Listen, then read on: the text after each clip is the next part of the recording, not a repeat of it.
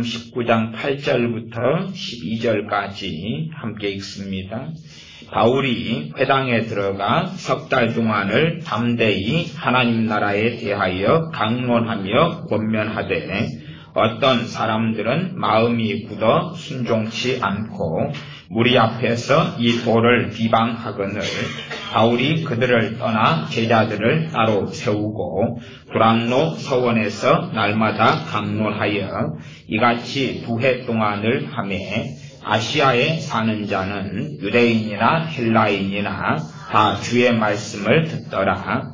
하나님이 바울의 손으로 희한한 능을 행하게 하시니 심지어 사람들이 바울의 몸에서 손수건이나 앞치마를 가져다가 병든 사람에게 얹으면 그 병이 떠나고 악귀도 나가더라. 아멘. 항상 하나님의 말씀이 강론되고 가르쳐지는 것은 그 어느 때보다도 중요해 왔습니다.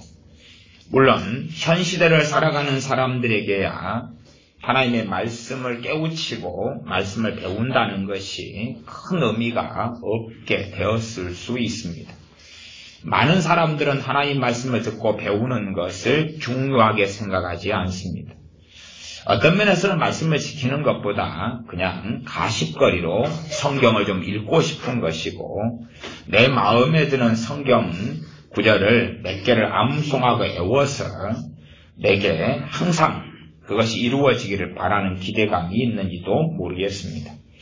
사도 바울이 에베소에서 복음을 전할 때에 먼저 12명을 만나서 너희가 믿을 때에 성령님을 받았느냐라고 묻고 12명은 성령님이 계심도 알지 못하였다. 그래서 사도 바울은 다시금 요한이 전한 복음을 시작해서 이 12명에게 복음을 전하고 그들에게 성령이 임하시면서 본격적인 에베소 교회가 시작되어집니다. 사도 바울의 계속되는 전도가 또 하나님의 말씀을 증거하는 것이 사도행전 19장 8절부터 나와 있었습니다. 8절부터 제가 읽어가면 바울이 회당에 들어가서 석 달 동안을 담대히 하나님 나라에 대하여 강론하며 권면하되 회당은 유대인들의 신앙의 중심지가 되었습니다. 성경의 원리를 보면 이스라엘 사람들이 타락하고 하나님의 심판을 받아서 멸망당하고 일부는 포로로 잡혀서 이방 땅에 갑니다. 이방 땅에 갔을 때에 이제 그들이 거기에서 어떻게 살아남느냐 할 때에 그들이 하나님의 말씀으로 돌아가기 위하여 있는 처소들마다 회당을 짓기 시작합니다. 그리고 그것은 나중에 유대 땅에도 그랬고 이방 지역들도 그러면서 회당을 중심으로 하나님 말씀으로 돌아오는 운동이 일어납니다. 그래서 이 에베소에 갔는데도 유대인들이 거기에 살고 있는 사람이 많았고 그들이 지었던 회당이 있습니다. 나중에 하나님께서 포로 귀환을 하게 하셔서 돌아온 다음에 그 다음에 이 이스라엘 땅 팔레스틴에 돌아오니까 성전은 다 무너지고 회파되고 그리고 아무것도 남는 게 없었습니다. 그래서 그 회파된 땅에 포로로 끌려갔던 후손들이 돌아와서 다시 집을 짓고 다시 땅을 일구고 그리고 짐승을 키우고 살기 시작했습니다. 그때 쓰여진 성경이 학계 같은 성경입니다. 학계 같은 성경에 너희는 편벽한 집에 거하면서 너희는 인테리어가 잘 되고 잘 꾸며진 집에 살면서 왜 하나님의 전을 세우지 않느냐라고 말씀하는 학계에서 그리고 성전을 건축을 하는 이야기가 나옵니다. 그것을 많은 교회나 많은 목회자들은 건물 짓는 것, 예배당 건물 짓는 것을 학계서에서 끌어와서 이야기했지. 그러나 사실 학계에서 이야기는 그것과는 굉장히 다릅니다. 생각해 보십시오. 우리가 이 어느 지역에 갔는데 그 지역에 우리가 흩어지게 되었다. 그런데 우리에게 가장 중요한 것은 하나님을 섬기고 하나님을 예배하고 사는 겁니다. 그러면 하나님을 섬기고 예배하고 살려면 믿음의 중심지가 필요한 거죠. 믿음의 중심지가 필요해요. 아마 그런 입장이 된다면은 예배당 건축은 학계에서하고 연결되어서 상당히 적용할 여지가 있다고 볼 수가 있겠죠. 소위 말하면 영국에서 핍박이 일어났어. 물론 영국은 공산주의가 된 나라는 아니었습니다. 국교도에 의하여 비국교도를 핍박했어. 그 영국의 성공회라는 국교는 어떤 면에서 이 교단 정치하고 거의 동일합니다. 심지어는 정교 일치가 되어서 정부, 권력이 교리를 지배하고 교회를 지배하는 것이 국교라는 의미입니다. 물론 나라의 권세자들이나 혹은 이 모든 걸 다스리는 이런 사람들이 정말 신령하고 영적이라면 충분히 건강한 교회를 향하여 갈 수 있는 여지가 있지만 영국의 성공회는 그렇게 되지 않았지요.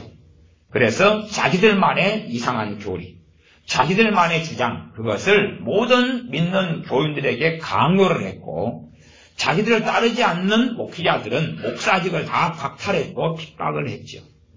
그래서 하나님 말씀대로 설교하고 전하는 것을 사실상은 영국의 국교는 반대했던 거죠.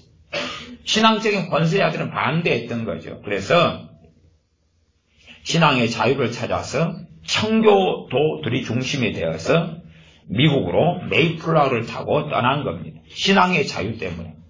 신앙의 자유 때문에. 그 청교도들은 누구의 제자들이냐 그러면 제네바의 존 칼빈의 제자들, 존 칼빈 목사님의 제자들이죠. 그 전에도 영국에서는 계속된 비국교대에 대한 말씀대로 살고자 하는 사람들의 핍박이 계속 있어 왔고 그때 어느 때에 이 사람들이 영국에서 피신하여 제네바, 스위스 제네바에서 머물면서 칼빈 목사님에게 말씀을 배워서 그들이 청교도라 그럽니다. 그들이 다시 핍박이 멈췄을 때 영국으로 다시 돌아가서 청교도 신앙을 세웠지요. 그러다가 다시 극심한 핍박이 일어나니 결국은 결심합니다. 자기의 모국, 자기 나라인 영국을 떠나겠다 결심하고 그 사람들이 모여서 메이플라워를 타고 떠납니다. 그럼 미국에 도착해서 그들은 땅을 일구고 그들은 짐승을 키우고 사는데 그들이 했던 일 중에 하나가 뭐냐 하면 예배당을 세우는 거지. 왜냐하면 거기서 함께 기도하고 예배하고 하나님을 섬기는 게 더 중요하니까. 내 집을 세우는 것보다 예배당을 세워서 거기서 기도하고 거기서 찬양하고 거기서 하나님 말씀을 묵상하고 하나님 말씀을 강론하고 배우고 하는 게 중요하니까 그런 여건과 환경 속에서 예배당을 건축하고 지었던 겁니다. 아마 수십 년 전에 미국에서 했던 어떤 드라마가 우리나라에 방송했는데 그 미국의 어떤 과거의 시대의 그 문화 속에서 농경생활의 문화 속에서 예배당을 지으면서 살았던 어떤 그런 모습이 우리나라에 한 20, 30년 전인가 방송된 것을 제가 얼핏 본 적이 있습니다. 그런 것처럼 그렇게 새롭게 이주해서 하나님을 섬겨갈 때에는 무엇이 필요하냐 그러면 회당이나 예배당 같은 그런 중심이 필요합니다. 그래서 학계에서 이야기는 그런 것이죠. 아예 초토화되어 버린 그러한 팔레스틴, 그러한 이스라엘 땅에 들어와서 분명히 다시금 집을 짓고 다시 생활터전을 마련하고 같이 짐승을 키워야 되는데 그들은 하나님 앞에 서는 것보다는 자기들의 먹고 마시고 사는 것이 더 중요해서 다시 말하면 하나님 중심의 삶을 떠나고자 했던 거고 떠나가고 있었던 거죠. 그때 하나님께서 학계 같은 선지자를 세워서 성전을 건축하라고. 과거의 솔로몬 성전의 영광보다는 훨씬 못하지만 성전을 건축하라고 했던 이야기입니다. 그렇기 때문에 대한민국의 건물 짓는 이야기하고는 격이 다르다는 거예요. 격이 달라요. 격이 다릅니다. 여러분이 저기 필리핀의 어디 민다나오 섬에 들어가서 신앙생활을 하신다면 여러분이 가신다면 거기에 뭘 세워야 됩니까? 예배당을 세워야 되겠죠. 예배의 중심지를 세워야 되겠죠. 그때는 학예서를 갖다가 쓸 수가 있는 거예요. 그러나 대한민국 상황에서 그것을 건물의 정말로 예배당이 부족한 게 아니단 말이에요. 얼마나 많습니까? 얼마나 호화롭게 지어진 예배당이 많습니까? 단 하나의 예배당도 아니고 거기에서 성경 건축을 가져다 쓰면 안 되는 거예요. 한국교회 예배당마다 얼마나 많은 빚을 지고 있습니까? 예배당 건축하면서 가진 빚만 해도 빚더미 자체가 상당히 액수가 많지요. 그런 액수가 심지어는 10조 이상이 과거에 몇 년 전에도 그렇게 나왔던 그런 자료가 있다고 제가 말씀드렸습니다. 여러분이 교회가 한 6만 개 교회다. 그 가운데 건물을 가진 교회가 몇 개일까? 건물을 가진 교회가 빚을 가졌을 때 과연 한 교회당 얼마나 있을까? 계산하면 한 교회당 빚을 가지고 있는 것이 가볍게 5억, 10억이 나온다는 것을 알 수가 있을 겁니다. 그래서 이 회당의 에베소 지역에서는 회당을 지어서 그들이 거기에서 하나님 말씀을 배우고 하나님을 섬겨옵니다. 그러나 문제는 항상 신앙은 변질돼 갑니다. 변질돼 가요.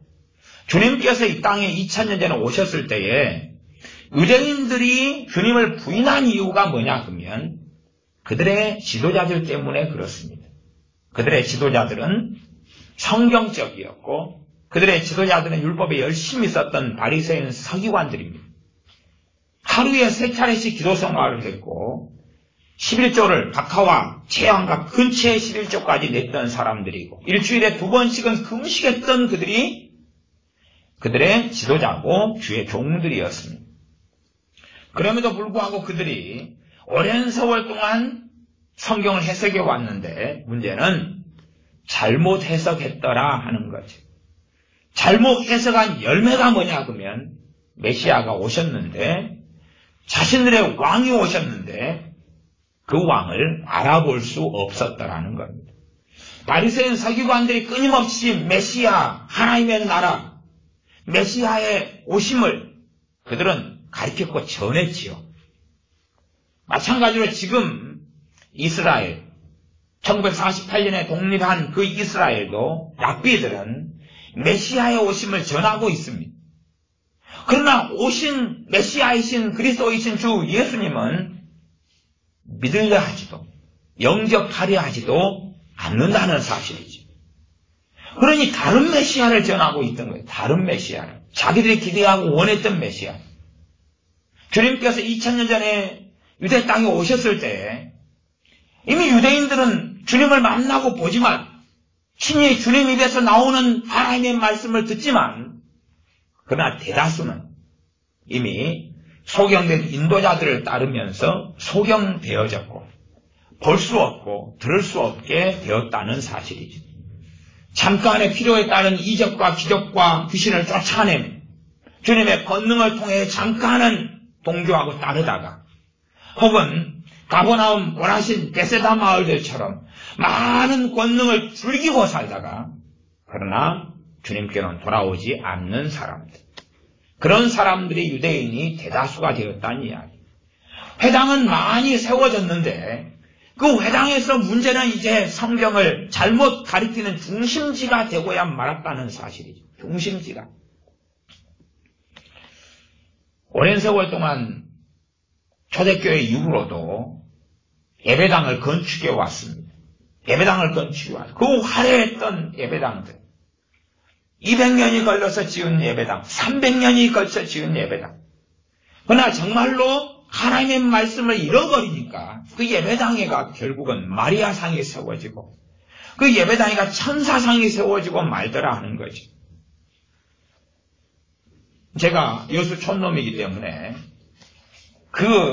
항상 정의구현 사제단 그 빨간 친구들이 명동성당을 중심으로 데모를 하길래 과연 전 명동성당이 저게 뭐냐 하고 관광할 마음이 있어서 관광을 가봤더랬습니다. 우리 여수 촌놈은 서울에 오면 명동성당을 한번 구경을 해봐야 돼. 가봤더니 명동성당에가 지하에가 뼈다귀들이 있더군요. 지하에 고해성사슬이 있더군요. 거기도 엿보아 봤어요. 옆에 갔더니 촛불로 해서 그걸로 공덕을 쌓고 회개를 하는 게 있더군요. 촛불을 저렴하게 죄의 종류에 따라서 초를 다르게 사야 되더군요. 그래서 옆에 초를 싸게 1,000원에 1,000원의 죄를 사함받을 수 있으니 또 그 초가 다 탈 때까지는 내 죄가 회개가 못되고 있는 어떤 개념인 모양이에요. 그래서 어떤 함에 돈을 넣고 초를 끄집어내서 불을 붙여서 놔두는 것. 자에 가니까 다 장례식 복장처럼 앉아가지고 고해성사를 대기하고 있다고. 고해성사실이 있고 유물, 뼈다귀 쌓아진 데가 있고 그렇게 해서 거기에서 또 들어갔더니 거기에는 그 천주교에 사용하는 그러한 우리식으로 한다면 찬송가 같은 거. 그것을 놔둬서 가사를 봤더니 더 놀랐어요. 요셉 찬양가. 아버지 성 요셉이여. 마리아 남편 요셉 말이죠. 아버지 요셉, 우리의 아버지 요셉이여. 우리의 기도를 들어주소서. 그게 그들이 찬양하는 찬송가에 있는 거예요. 성인들한테 찬양하고 기도하고 마리아한테 찬양하는 건 숱하게 하는 거고. 그걸 펼쳐보면 도대체 이게 무슨 종교냐? 사람들이 관광객이 많이 오거나 또 그 동네 사람인지 몰라도 앉아서 기도하더군요. 그래서 거기에 앉아서 구경을 해봤어요. 수녀가 나오더니 그 앞에 천사상에 입을 맞추고 있다가 들어가더군요. 저 앞에가 천사상이 있어요. 쟤네들은 저렇게 사는구나. 천사상은 뭐예요? 사람이 만든 거죠. 안에 철심을 받고 거기에 콘크리트를 붓고 밖에다가 석회로 발라가지고 만든 거라요. 거기에 무슨 신령한 게 있다고 거기에 입을 맞추고. 정말로 예배당들을 지어왔는데 그냥 말씀이 떠나가니까 그 말씀의 자리에 우상이 들어가는 거예요. 우상이 들어가는 거예요. 사실은 우리 한국교회는 저희 같은 목회자들을 우상으로 삼기 시작했어요. 이게 목사가 예수님 맞잡이가 된 거예요. 목회자들은 나를 따르라. 나를 따르는 게 바로 예수를 따르는 거다. 그런 가당치 않은 이야기를 하는 거예요. 자기를 따르라 그런 거예요. 주님을 따라야지. 그리고 자신의 성경 해석이 얼마든지 틀릴 수 있는 거예요. 제가 성경 해석에도 틀릴 수 있는 거예요. 얼마든지. 그러면 여러분 안에 임하신 성령님을 통하여서 성경 해석이 틀린지 맞는지를 확인하셔야 돼요. 여러분의 지혜가 아니라. 물론 여러분이 주님 안에 살아오셨으면 더 지혜로워져 오셨을 거니까 더 분별은 쉬워질 거고 임하신 성령님을 통하여 저것이 바른 성경 해석이고 바른 가르침인지를 또 확인해야 되고 그러지만 여러분들이 맹신적으로 제가 어딜 가자 그러면 따라오는 사람들이 돼서는 절대 안 되죠. 어떻게 그렇게 되겠어요? 여러분의 주님을 따라가다가 주님을 배워야 되는 거예요. 주님이 언제 재림하실지는 몰라요. 그러나 여러분의 시간표는 정해진 거예요. 여러분은 어차피 여기서 100살 넘게 사실 분이 있을 것 같습니까? 잘 있으면 한 분이나 두 분 나오시겠네. 나머지는 몇 년 안 있으면 주님 배워요. 뻔하지 않습니까?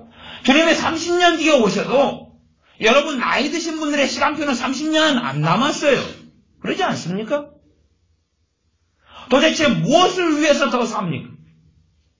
여러분이 외식한 걸로 부족합니까? 핸드폰을 사용한 걸로 부족합니까? 연속극 드라마를 지금까지 봐온 걸로 부족합니까? 이제는 남은 삶과 생애는 많이 남지는 않았잖아요.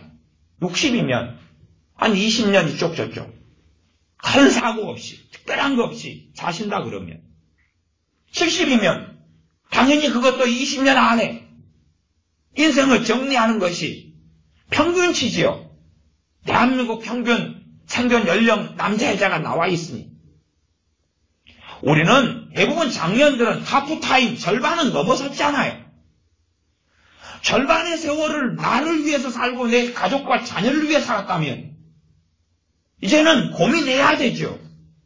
어떻게 사는 것이 주님을 위해 사는 건지, 어떻게 사는 것이 주님을 영광스럽게 하는 건지, 또 내 자녀가 어리다면 일찍부터 말씀으로 양육할 시간이 있어서 얼마나 시대가 악하고 타락해져 가는 시대이니까 최소한은 내 어린 자녀를 말씀의 사람으로 만들어 놓아서, 그래서 말씀을 전할 주의 종이 없다면 내 자녀가 말씀을 전하게 해야지. 찰스 스펄전처럼.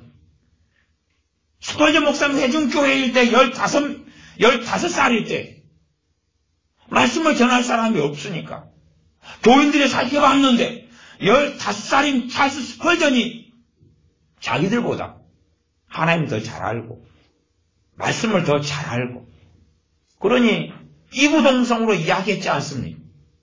너가 우리들의 목사가 되어달라. 그리고 15살 때부터 목회를 했어요. 저 같은 사람은 비교할 수 없으니까 그분은 17살 되니까 교인이 500명이 넘었던가 그래요.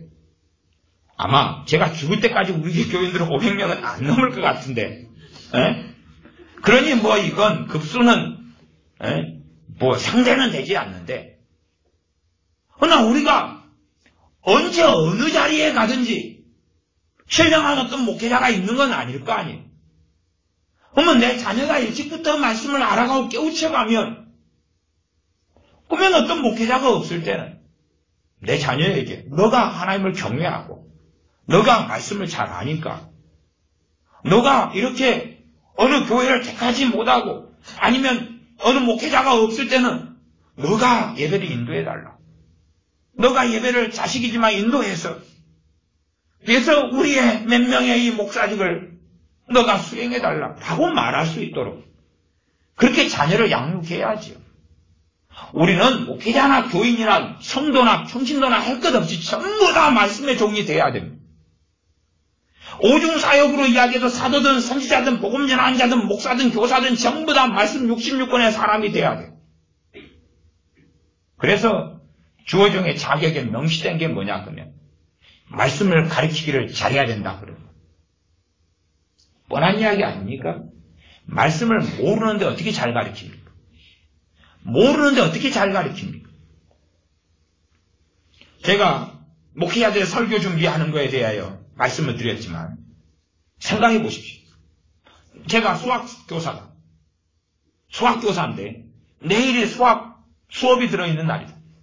그러면 제가 오늘 전혀 공식을 몰라요. 공식을 막 외워요. 그 다음에 예제 문제를 하나 풀어봐요. 그리고 이제 내일 그 수학 공식과 예제를 제가 가르친다. 그러면 되겠느냐 그 말이지. 수학을 내가 익숙하게 가르치고 잘 아는 상태에서 살다가 수학 수업을 해야 되고 가르쳐야 되는데, 내가 알지도 못하는 것을 가지고 그때 이제 연구해가지고 가르친다면 정말로 그게 제대로 알고 학생이 선생님 요건 왜 저렇게 돼요? 하면 제대로 설명이나 하겠느냐 그 말이에요. 그래서 주의 종의 자격이 뭐냐 그러면 말씀을 가르치기를 잘해야 된다 그 말이에요. 자기가 답하는 것을 가지고 능숙하게 익숙하게 많이 해왔으면 최소한의 가르침 이상은 할 수 있는 거죠. 그러나 답을 한 번도 안 한 상태에서 답하는 걸 설명할 수는 있지만 칠판에서, 그러나 자세한 이야기는 못하는 거예요. 자세한 이야기. 답하는 걸 내가 설명했는데 질문이 나와요. 찹쌀로 밥을 할 때는 어찌 됩니까? 쌀이 바짝 말라버렸습니다. 어떻게 해야 됩니까? 거기에 콩을 넣고 잡곡을 넣어 밥을 하는데 그때 물량은 어떻게 됩니까? 그럼 뭐라고 이야기하겠어요? 나도 모르겠는데요. 안 해봐서. 그렇게 말할 수밖에 없지 않느냐 그 말. 우리의 자녀가 기준이 말씀의 종이 되도록 내 자녀가 어리면 키워야 돼요. 주의 종을 만든다는 게 아니라 하나님 보실 때에 하나님의 자녀는 다 말씀에 능통해야 돼요. 말씀에 능통해야 되는 사람이 목회자만 그러는 게 아니에요.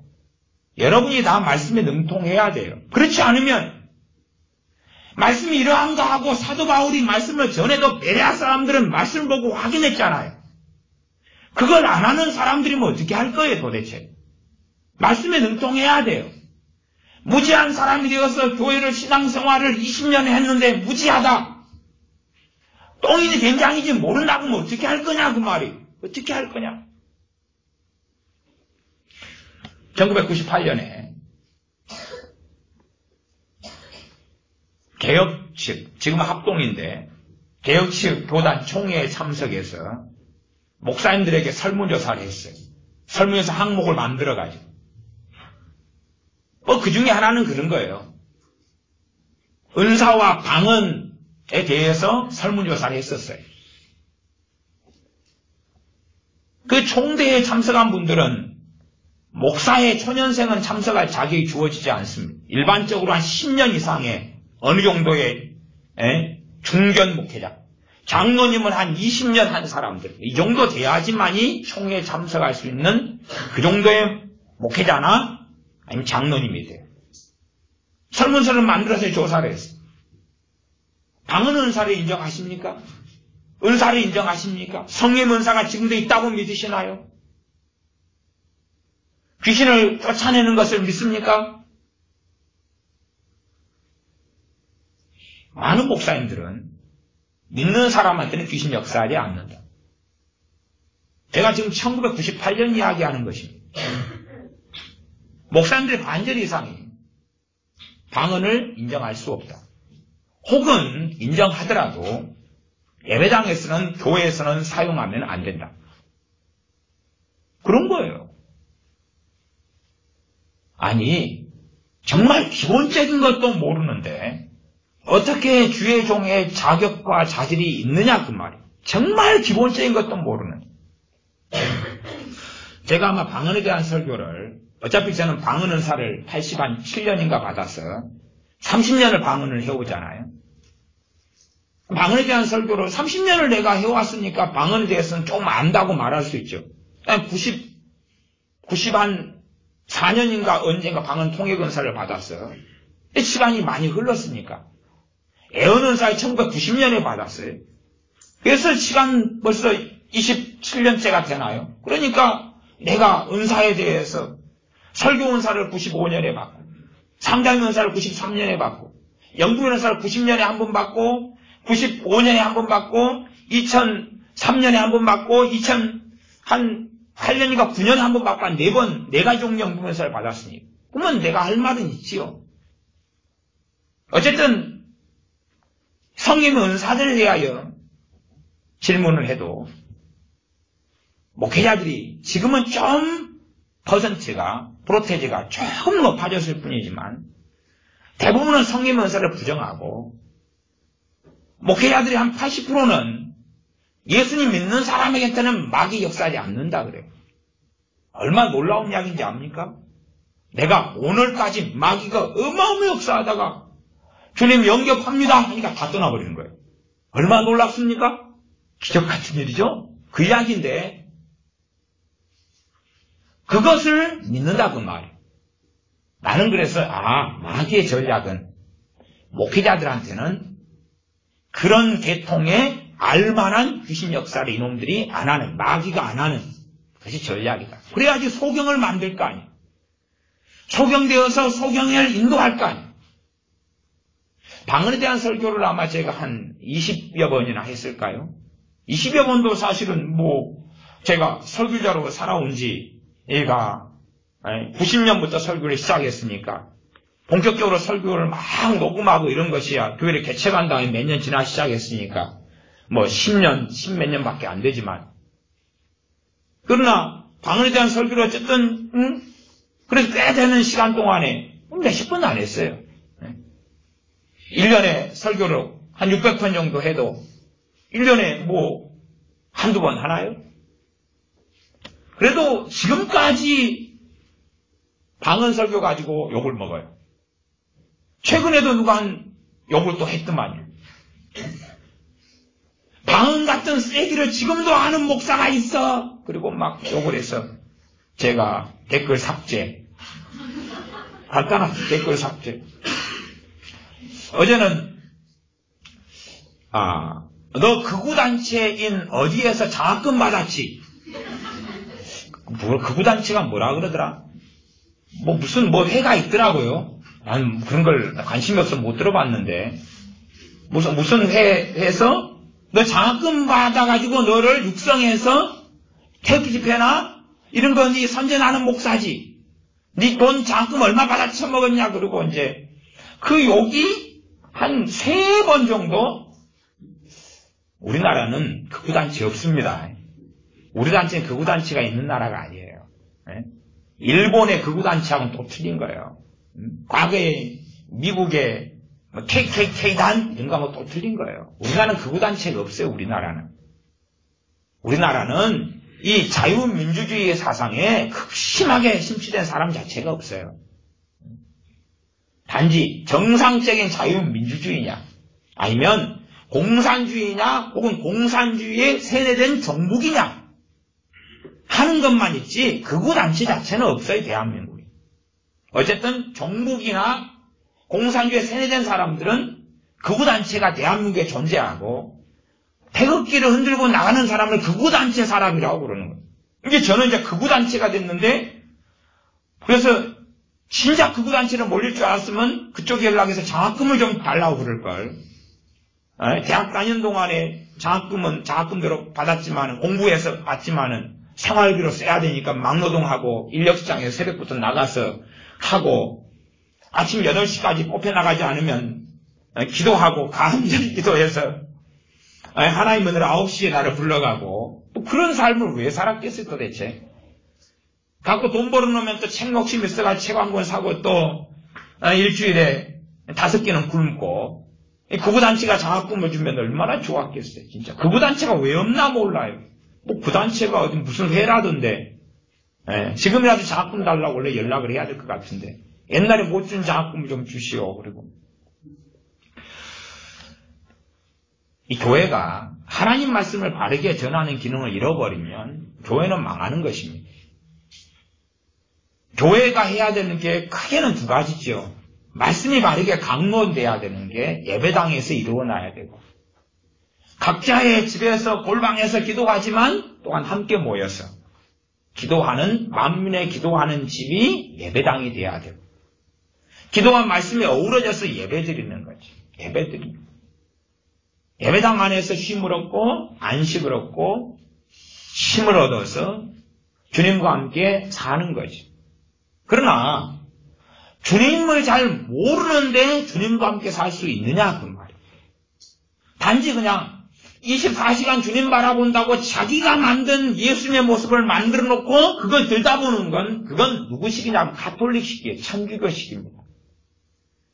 천주교는 자기가 만들어낸 예수님, 그래서 관상기도가 나오는 거예요. 관상이. 말하자면 자기의 상상 속에 주님의 모습을 그리는 거예요. 보좌에 계신 주님, 보좌에 계신 하나님, 상상 속에서. 그리고 그 상상 속에 계신 예수님을 바라보고 있는 거예요. 주님을 바라보라는 것은 상상 속에 계신 주님에 대한 이야기가 아니고 주님을 바라보라는 것은 하나님 말씀을 듣고 깨우치고 순종하고 살아가는 것을 성경이 히브리서가 주님을 바라보라고 그렇게 정의 내리고 있는 거예요. 앞뒤 꼭지와 맥락을 전혀 이해하지 않아요. 말씀이 사라져버리면 로마 가톨릭이 나오고 동방정교가 나오는 거예요. 하나님 말씀이 없는 신앙은 존재할 수가 없는 거예요. 끊임없이 자기가 보았던 환상, 자기가 보았던 계시, 그게 왜 중요해요? 강단에서 환상 이야기하는 시간입니까? 강단이 계시 이야기하는 거예요? 성령의 은사가 임하면 은사를 통하여 듣고 보는 건 많아요. 그러나 제가 명백히 말씀드리지 않습니까? 하나님 말씀하고 내가 무슨 계시를 받은 게 있다면 이 차이는 똥과 다이아몬드 차이보다도 심하다고. 내가 무슨 계시를 받고 예언을 받는다 해도 그것은 내 믿음의 분량에 따라 예언하라 하는 것처럼 내 수준에 불과한 거예요. 이 하나님의 말씀은 하나님 수준이라요. 주님의 말씀은 주님의 수준이라요. 우리가 받은 알량한 꿈, 알량한 환상은 그건 불완전하고 미미하면 내 수준이에요. 그리고 다 뭔가 환상 보고 꿈을 꾸지만 그 가운데 맞는 것도 있지만 우리의 죄성, 우리의 탐욕, 우리의 정욕, 우리의 근심, 우리의 두려움, 우리의 상처로 인하여서 틀릴 때도 많다는 걸 우리는 경험하잖아요. 여러분이 무슨 환상을 받고 꿈을 꾸어도 맞을 때도 있지요. 그걸 통해 장래일을 가르치시리라 말씀하시니까, 보이시리라 하시니까. 그러나 틀릴 때도 많은 거예요. 그래서 우리가 우리 자신을 경계하고 살피고 그러기 때문에 교회를 세우신 거예요. 은사는 틀릴 때가 많은 거예요. 그래서 아시잖아요. 고린도 전서에 보면 고린도 교회의 예배에는 은사가 있었어요. 고린도 교회 예배에는 찬송시가 있고 모일 때 애언이 있고 계시가 있었고 방언이 있었고 방언 통역이 있었고 가르치는 말씀이 있었어요. 그러니까 지금 우리의 예배보다 뭐가 포함되냐 그러면 계시, 애언, 방언 통역 그 네 가지가 더 있었어요. 물론 거기서 없었던 건 광고겠죠. 물론 저는 광고를 예배 시간에 안 합니다만은 그래서 교회 소식을 알 수가 없어요. 광고를 안 하니 부활절이 언제 있다. 그건 자기 믿음으로 잘 찍으셔야죠. 그때 성찬이 있는 거 없는가는 잘 계산하셔야죠. 네? 그런 건 이야기 안 하니까. 세례식이 정확히 그때 있느냐? 세례 받고 싶은 사람이 이야기를 하셔야지. 그런 건 광고 안 하니까 알아서 하시고.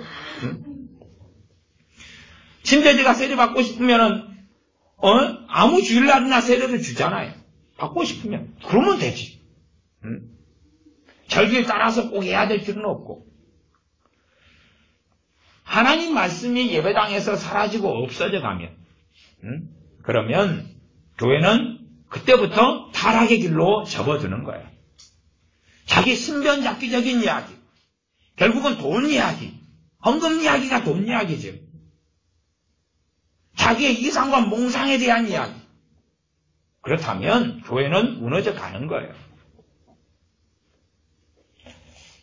그래서 이 과거에 많은 성령의 은사를 받은 사람들이 또 은사를 받은 주의 종들이 은사 받기는 열심히 했지만 은사를 받은 것과 하나님 말씀을 동격에 놓았어. 나아가서 로마 교황은 자기의 권세가 교회 위에 하나님 말씀 위에 있다는 것처럼 한국 교회는 은사를 받은 사람들이 교회를 망친 또 원흉 중에 하나였어요. 왜냐하면 자기가 받은 계시, 자기가 받은 꿈과 환상이 성경 위에 있었거든요. 말씀을 전하는 시간에 말씀을 중심으로 삼기보다는 자기가 받은 계시를 전하는 거예요. 자기가 받은 꿈과 환상을 전하는 거예요. 그게 어떻게 맞아요? 그러니 고린도 교회 같은 교회도 2명, 3명의 순서를 따라서 애언을 하면 듣는 사람들에게 성경이 기록되기를 애언하면 무조건 받아들여라. 애언하면 무조건 아멘 해라. 그럽니까? 아니면 듣는 사람은 분별하라 그럽니까? 듣는 사람은 분별하라 그러잖아요. 그치요? 애언을 누가 하는데 아무나 애언하지도 않았을 거 아니에요. 애언 은사 가진 사람이 있을 거 아니에요. 근데 고린도 교인들은 앉아가지고 저 애언이 맞은지 틀린지 확인해봐라 그 말이에요. 확인해봐라. 그게 하나님 말씀이에요. 그러니까 애언에 대해서 분별하려 그러면 애언하는 목사들은 애언하는 자칭 선지자들은 뭐라고 합니까? 분별하라는 하나님 말씀을 순종하는 건데도 성령 해방죄라 그러죠. 감히 하나님을 거스르려고 하느냐? 무슨 말입니까? 자기가 하나님이다 그 말이죠. 자기가 성령님의 자리에 앉는 거죠. 그리고 협박하고 위협하는 거죠. 여러분이 저한테 애언을 받아도 제가 항상 애언할 때도 이야기하잖아요. 물론 애언하기를 저는 싫어하는 목사에 속합니다만은. 그래서 집회를 몇 달에 한 번 되면 하루 딱 저녁 잡아가지고 몰아치기 애언하고 그 다음날 온 분들은 어제 애언타임 끝났습니다. 안 해줍니다. 그러잖아요. 지났는데요. 어제 다 받을 사람 받았고, 그리고 안 하는데요. 이번 달은 넘는데요. 그 다음 달 돼서 이번 달은 안 하시나? 이번 달도 안 할 생각인데요. 그러잖아요. 제가 명백하게 말씀드리잖아요. 저는 예언할 때 다 녹음하라 그러잖아요. 제가 녹음기 틀어드리잖아요. 그리고 확인하고, 자기 삶하고 비추고 확인하고, 나아가서 내가 예언한다 그래도 다 믿고 받아들이지 말라고. 여러분 안에 임하시는 성령님께서 그것이 맞다고 감동을 주시면 그래도 또 제가 다 받아들이지 말라 그러죠. 그러지 않습니까? 그것도 경계해야 되는 거예요. 여러분 안에 성령님의 감동이 있어도 또 그게 내 감동이고 내 정욕일 수도 있다는 그 말이에요. 순수한 성령 역사가 아닐 수 있는 가능성도 있는 거예요. 내가 정말로 성령 역사 속에 날마다 살아온 사람들은 훨씬 더 정확하지만 우리가 이 양자 속에 주님을 위하여, 나를 위하여, 주님을 영화롭게 하기 위하여, 내 명예와 내 편함과 내 안락을 위하여 세상 속에서 주님 안에서 이 왔다 갔다 하는 삶을 살기 때문에 성령님께서 우리 안에 내주하셔서 역사하는 것이 흐릿하고 헛갈릴 때가 상당히 존재하는 것이 일반적인 크리스찬의 모습이니까. 하물며 고린도 교회도 애언을 하면 나머지 앉아있는 사람들 분별하라 그런 거예요. 분별하라. 그러니까 내가 저 애언이 날 맞는 것 같다. 그래도 소위 옆에 있는 신령한 다른 성도님, 다른 집사님, 다른 권사님, 제가 말씀했습니다. 신령한, 영적인, 믿음이 주님 앞에 좋은 사람들, 세상을 사랑하지 않고 주님 안에 사는 사람, 그 사람들에게 내가 듣기에는 저 애언이 주님으로부터 온 것 같은데 당신께서는 어떻게 생각하시냐고, 성도님은 어떻게, 집사님은 어떻게, 권사님은 어떻게 생각하시냐고 확인해가지고, 그래서 교회가 세워진 거예요. 그래서 그렇게 해서 저 애언이 맞는가를 서로 확인을 같이 해줍니다. 나도 성령의 역사가 제가 애언 듣는 데 있어요. 나도 있는데요. 저게 주님께로부터 온 거인 모양이구나. 사실은 우리는 우리 자신의 일에 대해서는 너무나 주관적이 되고 감정에 치우칠 때가 많아요. 그러나 다른 지체는 자기 일이 아닌 경우는 좀 더 냉정하고 객관적일 때가 많았어요. 당사자인 내가 분별하지 못하는 것을 다른 사람들은 분별하기가 쉬울 때가 많다고 말이에요. 그러니 그렇게 해서 주님께서 교회를 세워서 그래서 건강하고 안전하게 주님 앞에 살아가도록 해놓은 게 교회라고 말이에요. 교회가 기능을 잃어버리면, 기능을 잃었다는 것은 예배당에 와서 참소되고 판단되고 정죄되고, 여러분 가운데 누가 이혼한 사람이 있으면 제가 말씀드리잖아요. 이혼은 죄에 들어가요. 왜냐하면 결혼 서약을 어긴 거잖아요. 그러나 그 죄를 우리는 형제들은 정죄할 권한이 없다고 말이에요. 또 이혼하고 싶어서 하는 사람은 아무도 없어요. 말하자면 견디다 못해 쓰러져서 하는 게 이혼이니까. 그러니 우리 형제가 이혼했다 그러면 우리는 그 사람 편이 될 수밖에 없는 거예요. 저는 인본적인 이야기를 하고 있는 게 아니에요. 그리스도 안에 사랑 이야기를 하고 있는 거예요. 그래서 밖에 사랑 이야기, 유혹적인 사랑 이야기를 하는 게 아니에요. 예배당에 와서 죄는 드러나고 회개돼야 되지만, 그러나 교회 안에서 정죄받지는 않아야 된다는 사실이에요. 내가 실패했으면 실패했다는 이야기를 해도 자유로워야 돼요. 내가 이번 주에 헌금이 없어서 10원 한 장 어떻게 낼 수 없는 형편이라는 것을 부끄럽지 않게 이야기를 할 수 있어야 되고, 듣는 우리는 저 사람이 너무나 믿음이 적어서 저렇게 가난하고 돈 없이 사는구나, 그딴 생각을 안 해야 된다 그 말이죠.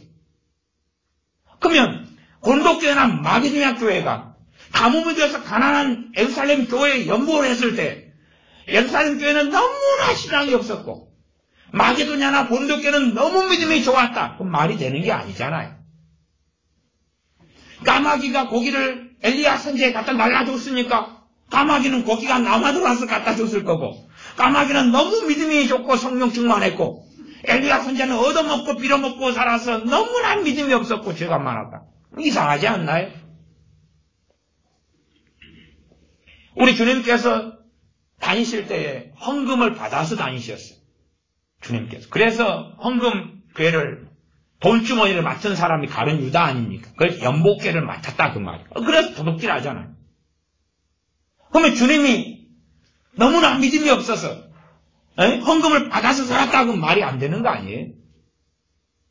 그러니 우리가 믿음이 좋아도 가난할 때가 있고 믿음이 나쁜데도 구할 때가 있는 거고 또한 구의 기준이 믿음의 기준하고는 아무 상관없는 거예요. 교회의 본질은 정죄하고 비난하고 하는 게 아니라 정말 육신의 가족보다 더 가까운 예수의 피로 된 가족이니까 더 편안하고 더 힘이 되고 더 소망이 되고 더 위로가 되고 다시 일어나서 다시 격려해서 다시 무릎을 튼튼히 해서 기도하고 더 하나님을 포기하지 않고 하나님을 격려하는 삶의 길을 걸어가라고 격려하고 사랑과 선행을 격려하는 그리스도의 길을 걷는 그렇게 하면서 때로 회복되고 때로는 함께 손을 잡아주고 때로는 누가 업고 가고 걸을 수 없으니까 그렇게 세운 게 교회라는 말이에요. 근데 교회에 와서 내 허물을 이야기할 수 없고 내 실패를 누가 알까봐 전전긍긍해야 되고 내가 이혼한 것 때문에 수치를 뒤집어 써야 되고 아니면 내가 사업이 망한 것 때문에 비참해야 되는 게 교회라면 사실은 교회의 기능은 무너져버린 거고 이미 진짜 교회가 아닌 거죠.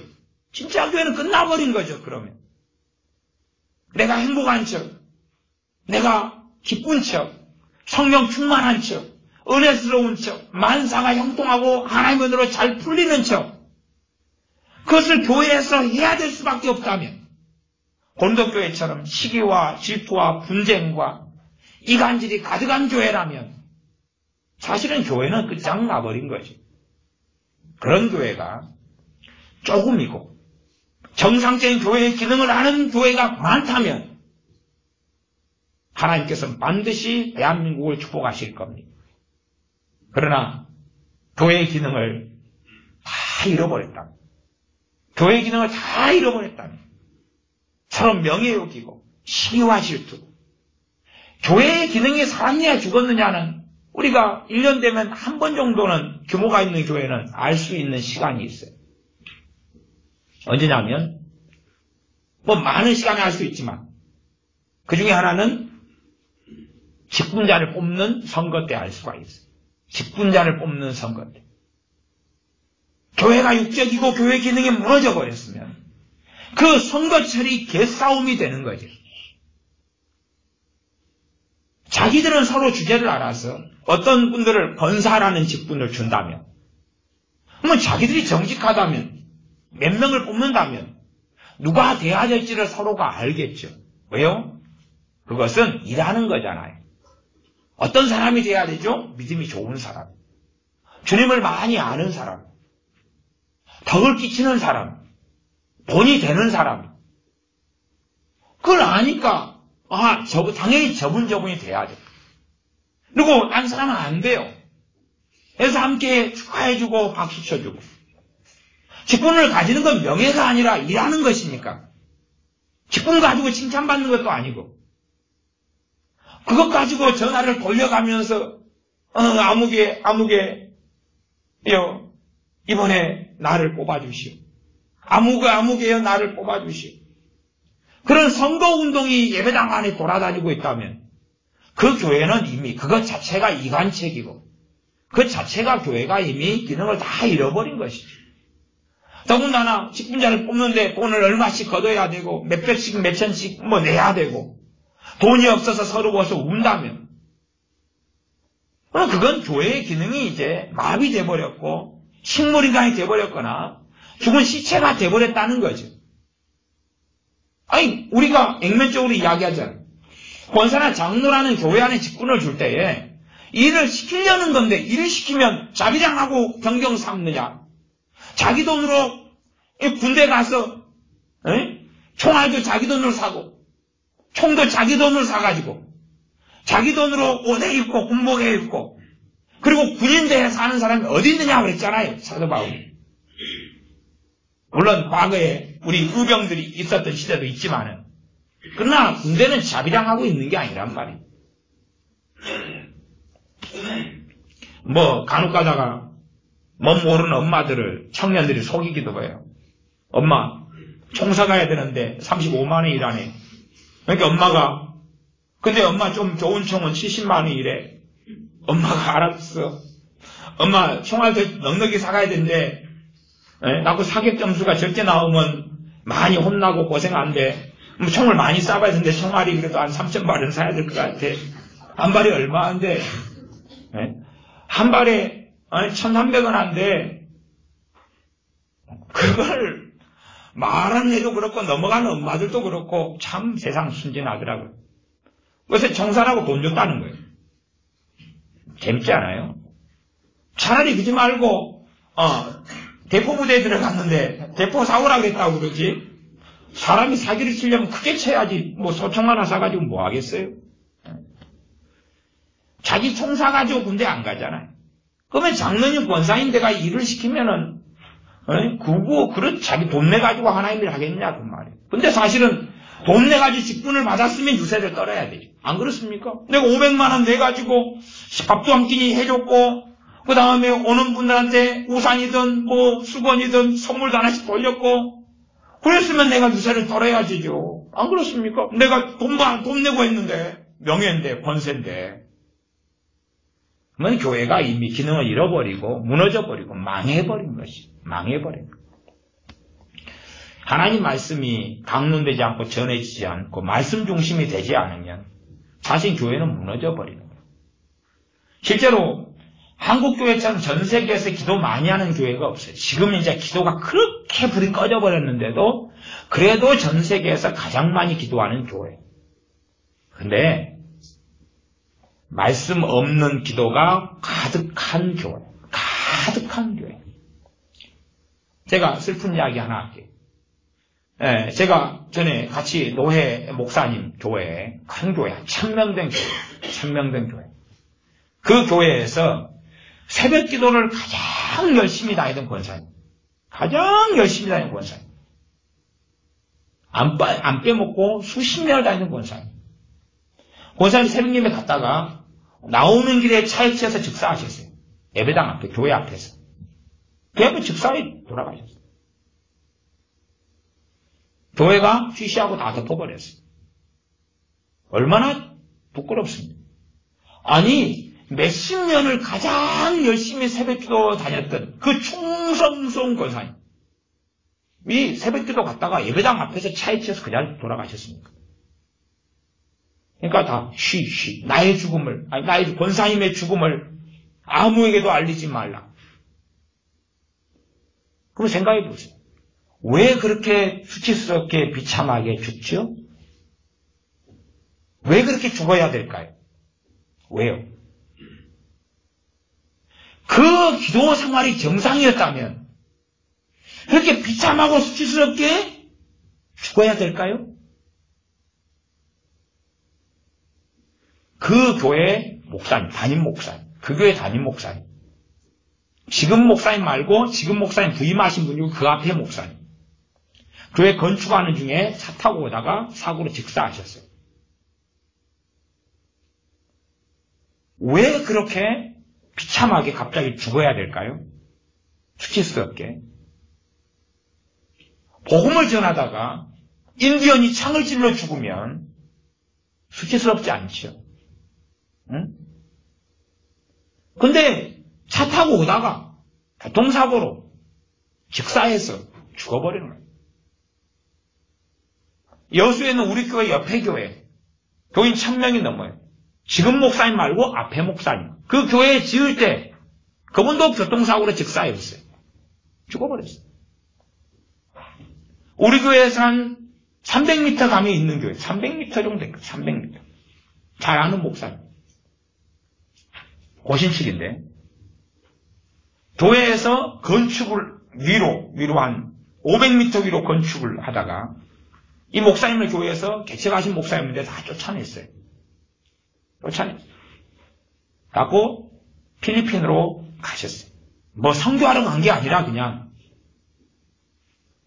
여관에서 그냥 죽어버리셨어요. 그냥 비참하게. 아니, 왜 그런 일이 이게 제 주변에 있는 몇 가지 이야기만 지금 제가 드린 거잖아요? 제가 경험한 몇 가지 이야기만.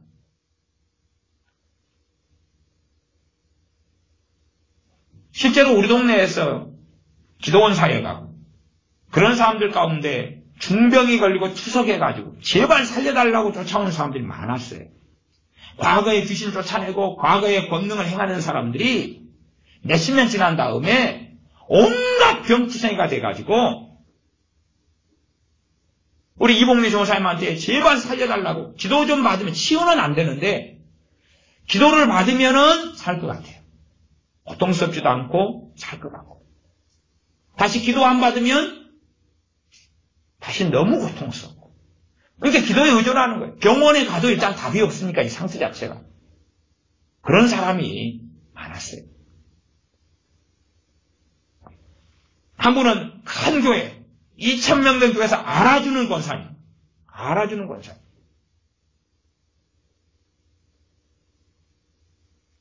그 권사님이 심한 우울증에 걸렸어요. 보통 상당히 우울증은 거의 많이 이렇게 오셔서 치유를 많이 받으셨거든요. 우울증은 많이 치유되셨어요. 근데 그 권사님은 치유가 안 되더라고요, 이게. 그 권사님은. 치유가 안 되더라고요. 대신에 이제 기도를 좀 해드리면 좀 며칠은 살 것 같아요. 다시 또, 기도 준 것도 아니고, 다시 와서 또 기도받고. 근데 갑자기, 아침 돼가지고 전화가 왔어요. 그래서 전화를 받아보니까, 누가 아파트에서 떨어져서 투신해서 죽었는데, 어느 아파트에서, 저 앞에 있는 아파트예요. 투신해 죽었는데, 시신을 찾아보니까, 당신 그 명함밖에 없다. 그래서 시신 좀 확인해달라고 연락을 했다. 그 권사님 그 아파트 꼭대기 올라갔어요. 그 1,600명 교회에서 랭킹 순위에 들어갈 정도로 봉사하고 헌금 재고 많이 내고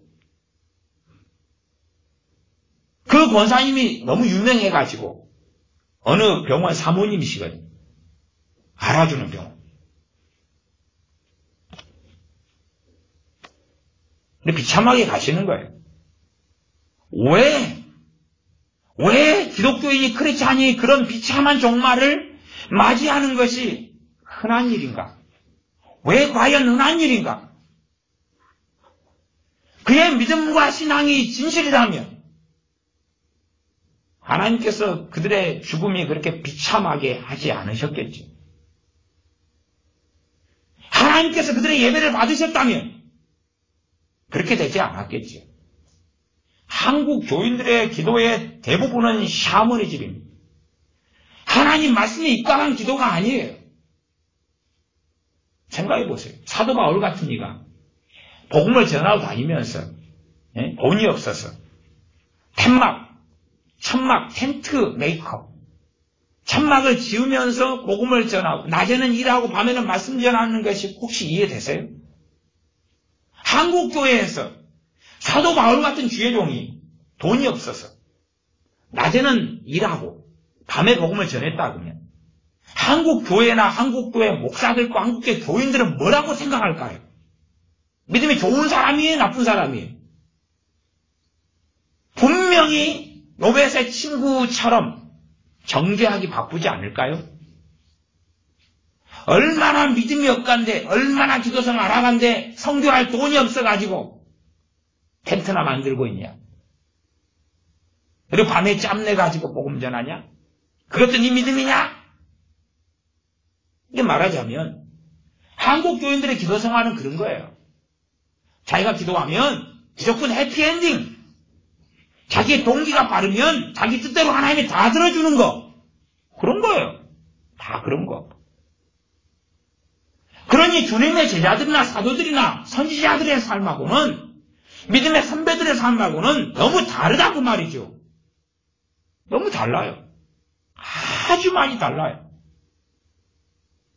사도 바울이 복음을 전하다가 처많은 귀신 있는 여자를 만났어요. 귀신을 안 쫓아냈어요. 그래서 성경에 기록되기를 여러 나를 괴롭게 하더라. 쫓아내는 게 하나님의 뜻이 아닌 줄을 사도 바울이 알았으니까. 그러면 여러 나를 괴롭게 하더라. 여러 나를. 귀신 들린 그 저많은 그 여종이 여러 나를 괴롭게 하더라. 성경 본문을 정확히 보세요. 그러면 한국교회에 사랑이 많은 신령한 사람들은 귀신 들린 사람 만나자마자 귀신 쫓아내요, 안 쫓아내요? 자기는 사랑이 많으니까 쫓아낼 거 아니에요. 나가! 귀신 떠나가! 그 장면을 보면 사도 바울은 사랑이 있어요, 없어요? 없죠. 몇 날이나 안 쫓아내잖아요. 하고 쫓아내는 이유도 너무 괴로워서 쫓아내요. 괴로워서. 계시가 임하고 사랑이 뜨거워서 귀신을 쫓아내는 게 아니고 괴롭게 하니까 쫓아냈다고 성경 본문이 나와요. 그리고 그 저많은 여종의 주인들이 이 증오심, 돈을 더 이상 그 저많은 여종을 더 못 벌게 되니까 사도 바울을 공격하고 모함해서 감옥에 바울과 실라를 가둬버리죠. 그리고 채찍에 맞고 자꾸 해체인채 갇히지요. 근데 그 사건을 또 당하면 우리는 요즘 시대의 관점은 예수님 때문에 핍박받는구나. 영광이다. 그런 게 아니죠. 저 사람이 저렇게 잘못 살았으니까 감옥까지 들어가지. 잘못 살았으니까 저렇게 실컷 맞지. 그렇게 생각하지 않겠느냐 그 말이. 아니 기도만 좀 하면 때리려다가도 손이 멈춰야 될 거 아니겠어요? 우리야 바울과 실라가 빌립보 감옥에서 기도하고 참회하니까 옥문이 열리고 간수장고 간수의 가족이 구원받는 것을 우리는 성경을 통해 알아요. 그러면 기도를 하면 때리려고 하면 손이 멈춰야 되지 않을까요? 하나님은 그렇게 역사 안 하시죠. 감옥에 갇히고 그리고 나중에 기도하고 찬양하죠. 하나님의 시간과 하나님의 때가 있는 거죠. 근데 사람들은 자기가 믿을 때 하나님은 무조건 역사해야 돼요. 자기가 기도하면 그걸 들어줘야 돼요. 자기 생각이 옳다고 생각하면.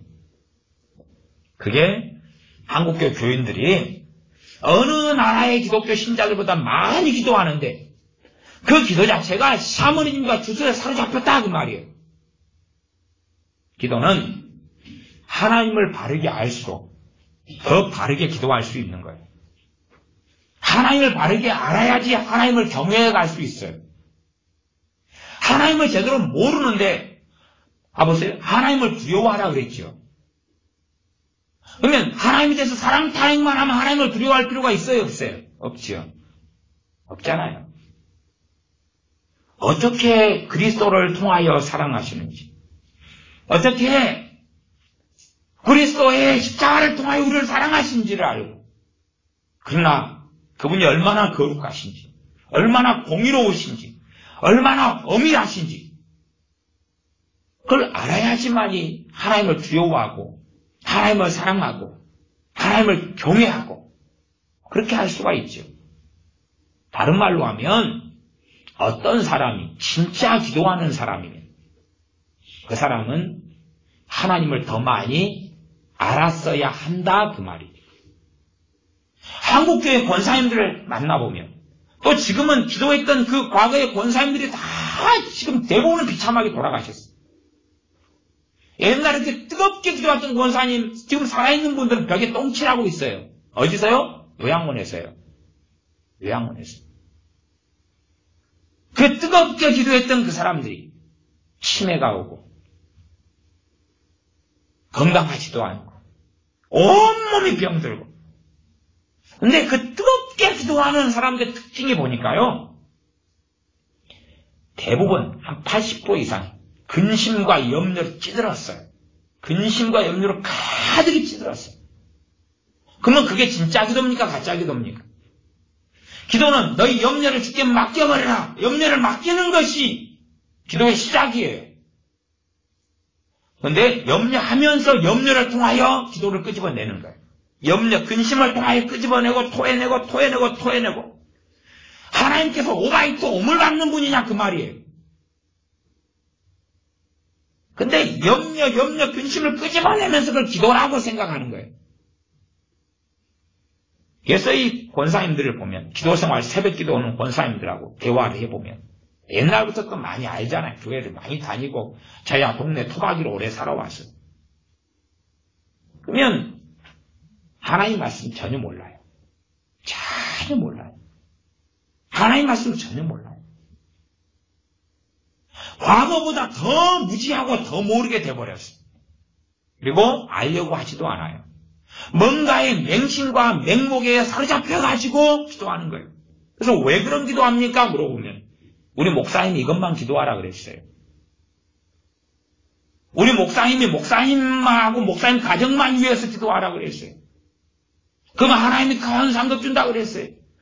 지난번에 왔던 부흥사 목사님이 교회만 위해서 기도하면 너 자식들 하나님이 다 구원시켜주고 복 준다고 그랬어요. 그래서 그렇게 해요. 뭐 그런 등등이라요. 얼마나 샤머린적고 이상하고 괴상한지 말할 수가 없어요. 말씀 없는 기도는 단지 성경을 낭독하고 암송하고 읊조리고 하는 기도를 이야기하는 게 아니에요. 하나님을 깊이 알수록 제대로 하나님을 경외하고 하나님을 두려워하고 하나님을 사랑하면서 기도할 수가 있죠. 근데 하나님을 제대로 모르는데 어떻게 제대로 기도할 수 있느냐는 거예요. 하나님을 제대로 모르는데. 그러면 교회에 기도하는 클럽이 있다 그러면 목사님은 가르쳐야 되죠. 당신들 누구보다 기도를 제대로 하려면 하나님을 알아가십시오. 그래야 되는데 거꾸로 이야기해요. 당신들의 사명, 기도 사명이니까 기도만 열심히 하면 하나님이 기도하는 사람들 중보기도제 가장 큰 상급으로 갚아줍니다. 그런 얼토당토하는 이야기. 누구는 선교사로 직접 가고 누구는 그를 위해 기도하고 그러면 상을 같이 준다. 궤변. 그런 것이 궤변이고 거짓말인지를 자각도 하지 못하고 알지도 못하는 거예요. 선교 구원받을 사람들 위해서 누가 기도하라 그랬나요? 사도 바울이 그렇게 이야기하던가요? 아니요. 사도 바울은 나를 위해서 기도해달라. 내가 담대히 입을 열어서 하나님 말씀을 전할 수 있도록 나를 위해서 기도해달라 그랬어요. 사도 바울은 그 기도를 받을 만한 믿음의 사람, 그 기도가 해당되는 너희가 어느 집에 들어가서 그 집이 평안하기를 빌라 기도해라. 그 집 사람이 평안을 받을 만하면 평안이 그 집 사람들에게 임할 것이다. 기도의 원리가 정확하게 나왔어요. 받을 사람들이 아니면 평안이 너희에게로 돌아올 것이다. 우리는 뭐라고 가르쳐요? 누구를 위해서 기도를 계속하면 적금 쌓듯이 하면 결국은 그 기도가 역사할 거다. 예수님 말씀하고는 전혀 다르고 상반되잖아요. 상반돼요.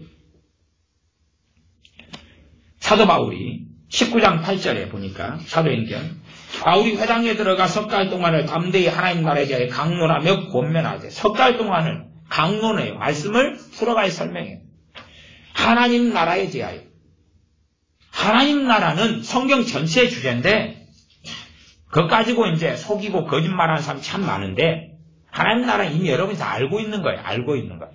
여러분이 알고 있는 복음을 하나님 나라의 복음이라 그래요. 천국 복음이라 그래요. 천국이 바로 하나님 나라예요. 근데 천국의 개념과 하나님 나라의 개념이 함께 섞여 있어요.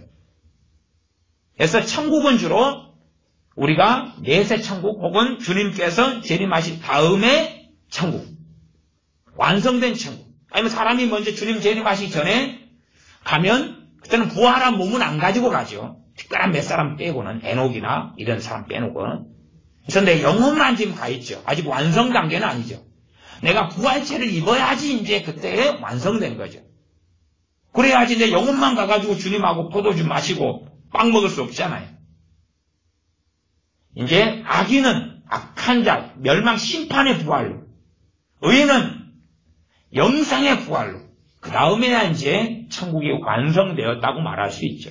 천국 완성되었지만 우리로서는 주님 재림 이후에 완성되어지죠. 어쨌든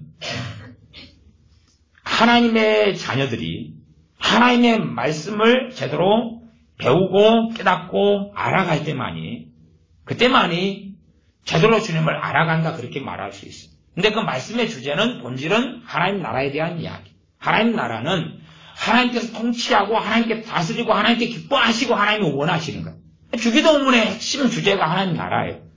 하나님의 뜻이 하늘에서 이루어진 것처럼 땅에서도, 하나님의 나라가 천국이죠. 천국에서 하나님께 이루어진 것처럼 땅에서도 이루어지게 해달라는, 땅도 하나님의 나라가 되게 해달라, 그 말이죠. 땅도. 땅에 있는 하나님의 자녀들의 통치권자가 주님이고, 그들이 주님의 뜻에 의하여 살고, 그래서 그들의 삶을 세상 사람의 삶으로 보는 게 아니라, 너희가 하나님 나라 백성으로서 너희가 이 땅을 살았다. 그래서 성경에 나와 있는 말씀들이 하나님 나라의 백성으로서 어떻게 살 것인가, 세상에 속한, 대한민국에 속한 사람으로 어떻게 살 것인가가 나와 있는 게 아니라, 그 말. 하나님 나라의 백성으로서 어떤 가치관, 어떤 신념, 어떤 목적, 어떤 이유, 어떤 진리, 그것을 가지고 사는가. 세상에 속한 사람은 세상에서 기한 가치관, 사상, 주장, 욕심, 정욕을 가지고 사는 거고, 하나님 나라에 속한 사람은 속하여 살면서 믿음의 성장하고 자라면서 하나님 말씀으로 양육되어서 세상 사람들이 가진 가치관과 전혀 다른 가치관을 가지죠. 세상 사람들은 바알, 세상 사람들은 마귀, 세상 사람들은 사탄의, 마귀가 가진 가치관으로 마귀의 종으로 사는 거고, 하나님의 자녀는 내가 세상 속에서 과거에는 살았으나 이제는 어떻게 하나님의 나라 백성으로서, 하나님 나라의 시민권자로서 어떻게 살아야 하느냐. 그래서 이 회당에 살았던 사람들은, 회당에 다녔던 사람들, 유대인들이죠. 유대인들은 일찍부터 율법을 배우고 아는 사람들이니까, 명목상 하나님의 백성이라고 일컬어지는 자들이니까 이들에게 먼저 복음을, 하나님 나라의 복음을 증거하는 거예요. 하나님 나라의 핵심이 하나님 나라의 복음이고, 그 예수님의 복음이죠. 우리가 아는 복음이죠. 그리고 하나님 말씀을 설명하고 가르치는 것이 하나님 나라의 일이다, 이렇게 말하는 거예요. 어려운 개념은 아니에요. 다 아는 이야기인데 하나님 나라에 대한 것이 들어와 있으니까 어렵게 생각되는 거예요.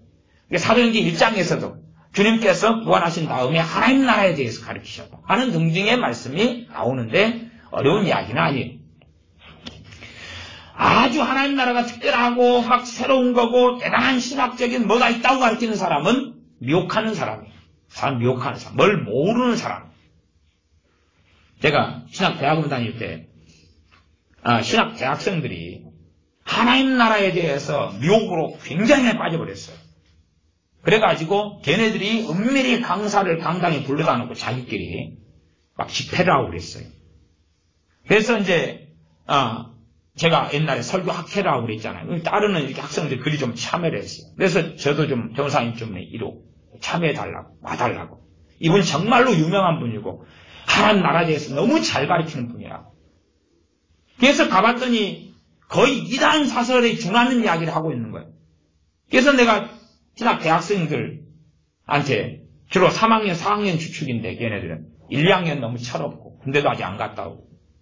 그래서 야, 자네들이 지금 하고 있는 게 잘못된 거야. 저 하나님 나라의 개념, 저 목사님이 저 양반 잘못 가르치는 사람인데 이 사람 데려다 놓고 하면 안 돼. 어쨌든 너희들이 지금 신학교 학교 측에 지금 허가도 안 받고 불법적인 집회를 하고 있잖아. 또 저 사람 이상한 사람이야. 결국은 관계가 끊어졌어요. 왜? 들으려고 안 하더군요. 하나님 나라에 대해서 성경에 뻔히 나왔는데 기대하고 특별한 양 빠져버리더라고요. 어떻게 설득도 안 되고 대화도 안 돼.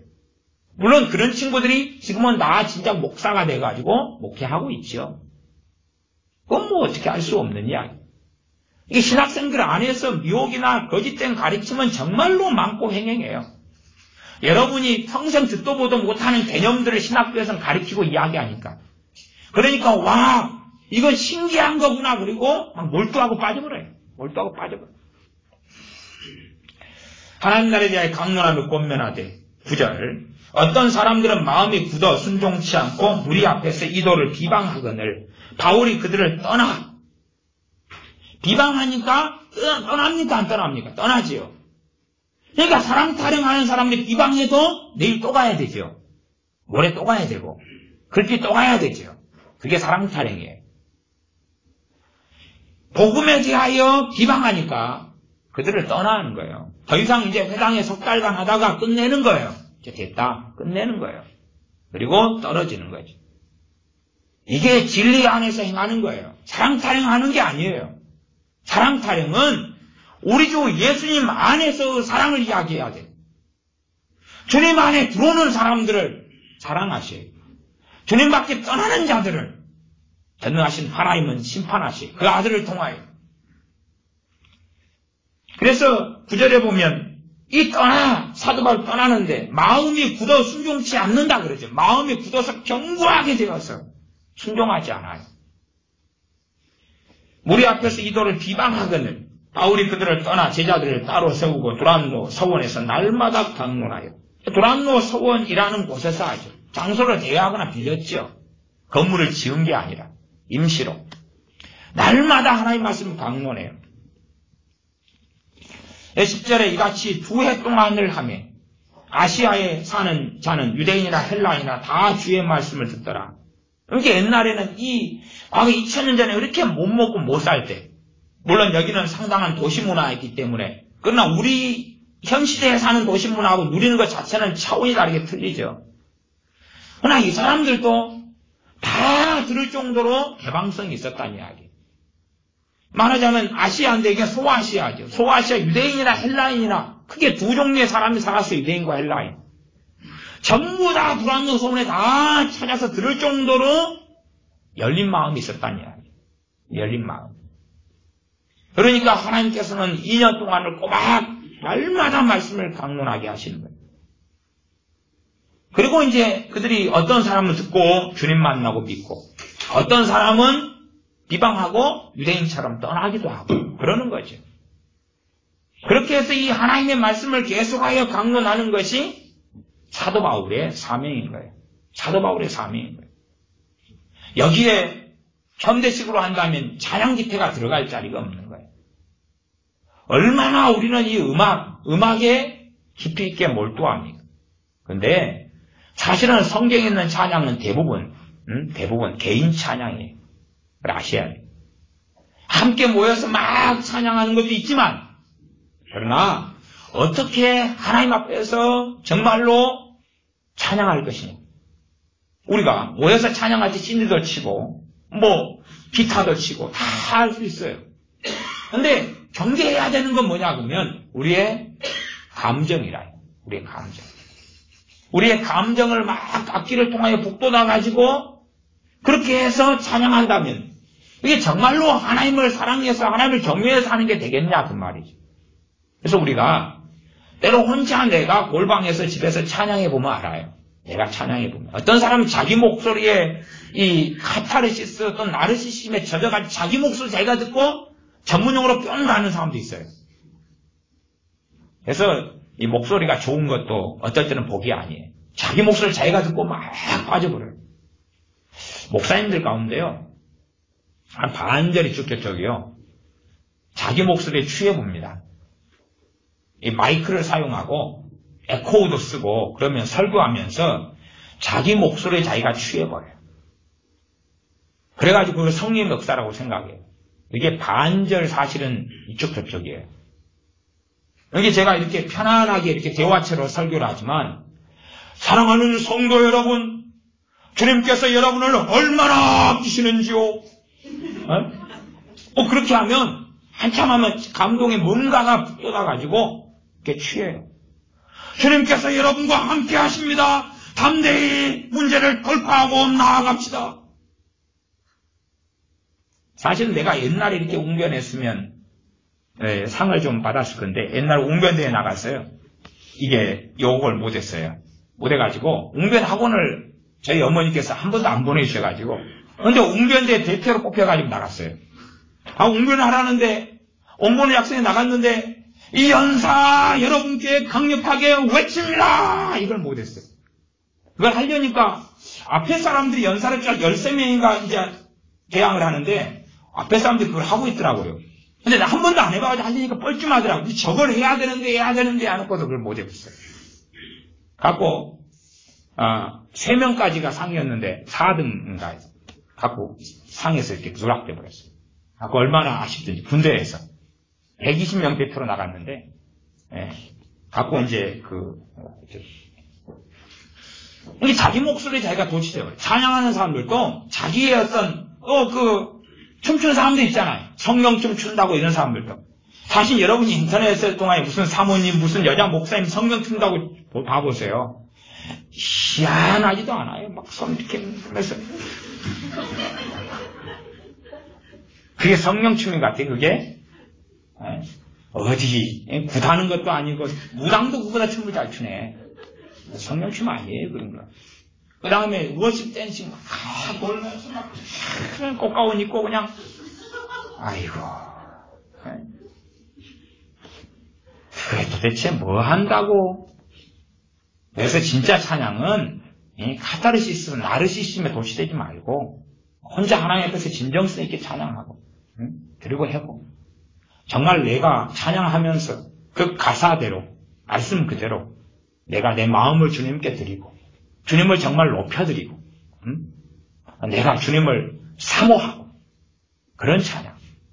그런 가운데 이제 평상시에 찬양이 뭔가를 좀 아는 사람들이 모여가지고 그 찬양을 할 때 그걸 뭘 모르는 사람들에도 성령의 역사가 흘러갈 수가 있다고 말이에요. 근데 뭘 알 사람들이 죽을 쓰고 있으면 뭘 모르는 사람들은 다 탄 식검장 쑥덩이를 먹는 수밖에 없는 거예요. 평상시에 찬양을 주님 앞에서 하지 않는 사람들은 모여서 이 찬양이라는 것은 별 의미가 없어요. 그냥 자기 자아도취에 불과할 뿐이에요. 우리 목회자들은 사실은 이 자기 목소리에 취한 사람 굉장히 많습니다. 목소리에 취해가지고 마이크를 쓰니까 더 그래요. 목소리에 취해가지고 자기 목소리를 굉장히 거룩하게 들려요. 굉장히 고상하게 들리고. 그렇게 하기 좋은 게 웅변체예요. 저같이 이제 이 대화체로 이렇게 설교하는 게 아니라 웅변체로 이제 설교해서 하나님의 말씀은 1.1핵이라도 변함이 없습니다. 하나님의 말씀이 당신들에게 반드시 이루어질 겁니다. 할렐루야. 그렇게 자기 목소리 도취가. 제가 설교를 가르쳐왔던 사람이기 때문에 못하는 게 아니라 쓰레기들을 버린 거예요. 그냥 오물을 버린 거예요. 하나님 말씀을 2해 동안 강론해. 사람들이 말씀을 들으러 와요. 이때의 사람들은 더 바빴지 않겠어요? 더 못 살았고. 근데 말씀에 대한 사모함이 있어요. 여기서 막 찬양 집회라고 찬양 콘서트를 한 게 아니에요. 말씀 집회라요, 말씀 집회. 말씀 집회. 사실은 말씀이 제대로 깨달아지고 안 하시면 기도하지 마라 그래도 기도하는 거예요. 말씀이 깨달아지고 안 하지면 말씀을 통하여 죄가 느껴지고 안 하지고 하나님의 나라의 하나님의 의가 뭔지 알아지고 그리고 회개가 일어나고 그리고 기도가 되어져요. 예배가 끝나고 집에 가다가 기도가 되고 집에 앉아있는데 기도가 되고 말씀과 기도는 바로 2개가 붙어있는 거라 이게 붙어있는 그냥 되어져요. 근데 말씀 따로 기도 따로. 그래서 말씀을 듣고 제가 기도하자고요. 우리 교회는 기도하자 그러잖아요. 말씀을 가지고 기도하는 거지. 근데 여러분이 잘못돼 버리신 분들은 말씀을 들었는데 기도는 자기 하는 습관적인 기도를 하는 거예요. 잘못된 사람들이에요. 말씀을 듣고 말씀에 따라 깨우치고 알고 그러면서 그걸 따라 기도를 해야 되는데 자기 이제 해왔던 걸 습관적으로 하는 거예요. 그건 잘못된 거죠. 그래서 2년 동안을 이 에베소에 머물면서 말씀을 전해요. 사실 이 말씀이 잘 전해진 것과 함께 가는 것이 이제 사도 바울에게 있어서는 11절 기적과 이적이 함께 나타나요. 11절에 하나님이 바울의 손으로 희한한 능을 행하게 하시니 심지어 사람들이 바울의 몸에서 손수건이나 앞치마를 가져다가 병든 사람에게 얹으면 그 병이 떠나고 악귀도 나가더라. 이렇게 순서를 말씀을 먼저 놨고 말씀 강론, 말씀을 풀어서 설명하고 가르치는 거죠. 그러면 각자가 다 계시를 받아가지고 말씀을 다 알 수 있다면 사도 바울 같은 이가 전도만 하고 끝내겠죠. 복음만 전하고 예수님 믿었다. 이제 당신들은 알아서 성경 해석해. 성경은 필사에 가고 뭐 그랬겠죠. 그러나 그래서 주의 종의 자질 가운데 말씀을 가르치를 잘하며가 있는 거예요. 아무나 그렇게 되는 게 아니에요. 아무나 되는 게 아니라 말씀을 잘 설명해서 가르치는 사람이 주의 종이 돼야 되는 거지 아무나 그렇게 되는 문제가 아니에요. 그리고 이제 그에 따라 말씀을 잘 깨닫고 알고 가르치는 사람들이 세워져 가고 사실은 그런 사람들 가운데 주의 종이 나와야 되는 거예요. 교단 정치가 아니라 교단에서는 신학교에 가면 오히려 설교하는 걸 망가뜨려버려요. 망가뜨려버려요. 그러니까 제가 신학교에 가서 설교학 수업을 많이 듣고 배웠는데 저는 신학교 가기 전부터 설교를 많이 했던 사람, 하루에도 몇 편씩 설교하고 그랬어요. 그러니까 설교를 많이 성령 역사하시면 설교하고 모이면 그냥 설교하고 모이면 설교하고 그렇게 본격적으로 그렇게 산 것은 95년부터 그렇게 살았어요. 근데 교단 신학교 가가지고 설교를 배운 게 아니에요. 그건 배우는 게 아니라 사실은 망쳐가는 거예요. 망쳐가는 거예요. 유감스럽게 망쳐가는 거예요. 인본주의 방법을 가리키는 거예요. 그러니까 한참 동안에 이제 성령 역사 설교하는 것이 흐트러지더라고요. 흐트러져 이게. 왜냐하면 저도 순진해가지고 굉장히 순진하거든요. 그러니까 제가 듣도 보도 못한 이야기 신학교 교수님과 박사님들이 하고 제가 읽었던 책하고 또 다른 신학책들이 많아요. 그러니까 그런 책들을 교과서 교재로 읽어야 되는 리포트 쓰는 책으로 읽을 때 되면은 나도 와 이게 진리인갑다 하고 확 빠지는 경향이 있어요. 그러니까 이게 혼합되고 섞여버리는 거예요. 섞여버리는 거예요. 하나님 말씀을 제대로 알고 말씀을 깨우치고 그 가운데 기도가 거기서 흘러나와야 돼. 하나님 말씀에서 은혜 받고 기도가 흘러나와야 돼. 여러분의 기도가 여러분이 항상 했던 기도들을 하지 마세요. 그게 하지 말고 여러분이 말씀을 읽고 은혜 받고 거기서 은혜 받으면 그때 기도하세요. 그걸 가지고. 여러분이 성경 20장 읽다 보면 마음이 와닿는 게 있지요. 그걸 가지고 하나님께 엎드리면서 회개하면서 기도하시라 그 말이에요. 그렇게 항상 여러분이 해왔던 기도 우리가 툭 터놓고 이야기했어. 해왔던 기도 10년, 20년, 30년 했지 않아요? 응답되려면 진작 됐지 않아요? 안 된 걸 뭐라고 해요? 안 된 걸. 오히려 내가 하나님 말씀을 듣고 깨닫고 은혜 받고 그걸 가지고 기도할 때 내가 오히려 20년, 30년 동안에 기도했던 기도 제목이 바뀌어야 되는 거예요. 이게 바뀌어야 되는 거예요. 바뀌고 달라져야 되는 거예요. 그러니까 어떤 사람은 10년, 20년째 맨날 똑같은 기도만 하고 있는 거예요. 똑같은 기도만. 그 사람 신앙은 완전히 병들어버린 거예요. 완전히 병들어버린 거예요. 뭔가에 사로잡힌 거예요. 미망에 사로잡혀버린 거예요. 여러분의 기도는 날마다 바뀌어야 돼요. 왜요? 여러분은 성장해 가니까. 여러분이 주님을 닮아가니까. 아니, 내가 초등학교 1학년이면 1 더하기 1은 2 더하기 3은 5 그러고 있지만은 그것을 20살 돼서도 그러고 있어요. 30살 돼서도 1 더하기 1은 2 그러고 있으면은 그거 부끄럽지 않아요. 내가 믿음이 성장하면 기도는 바뀌어가는 거예요. 기도 내용은 비슷하게 보일 수도 있어요. 그러나 최소한의 깊이는 달라질 거 아니에요. 그치요? 깊이는. 겸손하게 해주십시오를 10년 전에도 했는데 지금 겸손하게 해달라고 하는데 그때 알았던 기도하고 같은 말을 하지만 뱃속이나 그걸 구함이나 다 다를 거 아니냐 그 말. 그래서 달라진다는 거예요. 그냥 뭐 기도 제목을 똑같은 걸 하지 말라는 이야기가 아니에요. 아니 우리는 주님 오실 때까지 주님께서 가르치신 기도인 주기도문을 계속 할 거 아니에요. 그러나 내 믿음이 성장하면 동일한 주기도문이 아니잖아요. 같은 주기도문이지만 그 주기도문 안에 주님이 가르치신 것을 깨달아가니까 솔직한 이야기로 성도님들을 만났어. 기독교인들의 기본은 주기도문 아닙니까? 교인들을 만났어. 주기도문을 물어보면 주기도문 내용과 뜻을 물어보면 그걸 아는 사람 걔가 완벽하게 저도 모르고 완벽하게 누가 100% 다 알겠어요. 알아가는 거지요. 그러나 그래도 기본 바탕은 있어야 되잖아요. 근데 기본 바탕을 아는 사람이 열의 채 한둘이가 되질 않아요. 좀 신기하지 않아요? 제 양심껏 말씀드리는데 주의종 목회자들 가운데 주기도문을 기본적으로 기본 바탕을 가지고 아는 사람이 얼마 되지 않아요. 제 양심껏 말씀드리는 거예요. 믿거나 말거나니까 그건. 근데 좀 신기하지 않아요? 주기도문을 예배 때마다 우리가 지금 예배 드리고 또 주기도문으로 할 거예요. 근데 신기하지 않아요? 이름이 거룩하게 여김을 받으시오며 뭐지? 이름이 거룩하게 여김을 받으시면 뭐 하는 이야기지? 하나님 이름은 거룩해지십시오? 본래 거룩하신 분인데 도대체 무슨 기도를 하고 있는 거지? 아버지의 이름이 거룩해지기를 원합니다. 거룩해지소서. 원래 거룩하신데 저게 지금 주님이 무슨 기도를 가르치고 있는 거지?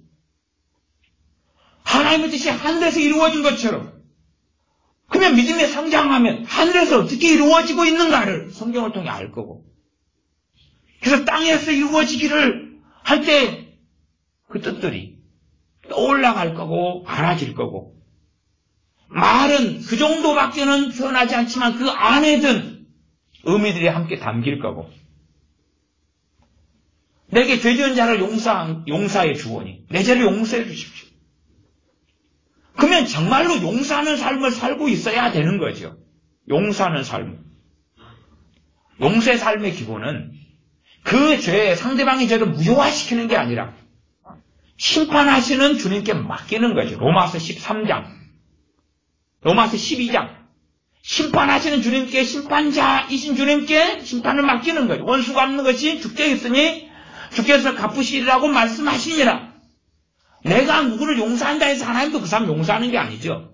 뭐 내가 내 가족들 다 용서해버리면 가족들 다 구원받겠네. 다 무죄가 되겠네. 그럴 척이 없고 내가 그를 심판하지 않는다 그 말.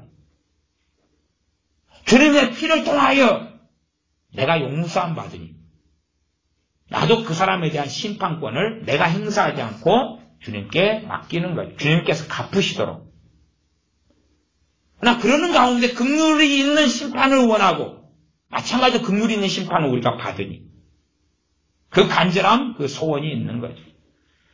최소한 용서의 길을 걷지 않는 기독교인이 80%가 넘습니다. 용서를 실천하지 않는 크리스찬이 80%가 목사님들 성길나면 저주 퍼붓는 거 아시죠? 성길나면 저주 퍼붓. 성길나면 성령 해방시킨다고 그래요. 자기 말하고 틀리면 그냥 이해관계 얽히면 그 본성 안에 드러내가지고 하고.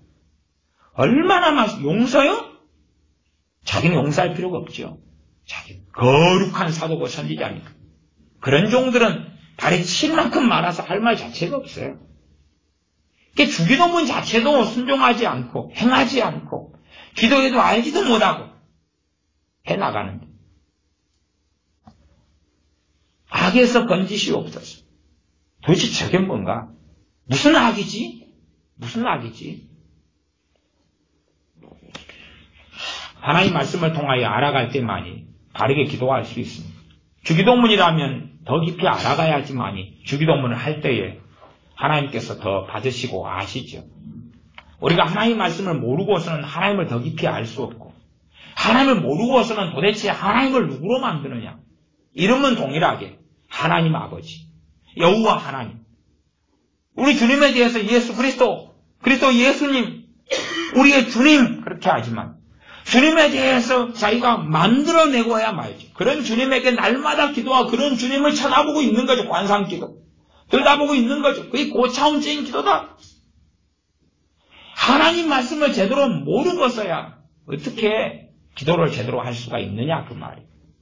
말씀을 몰라가면 그 사람이 하는 기도는 말은 이스라엘 백성이 금송아지를 만들어놓고 여호와로라 했던 것처럼 그렇게 되고야만 많은 거예요. 금송아지를 만들어놓고 하나님입니다, 아버지 하나님입니다 이름 붙여서 기도하는 그것이 한국교회 교인들이 하는 대부분의 기도에 들어갑니다.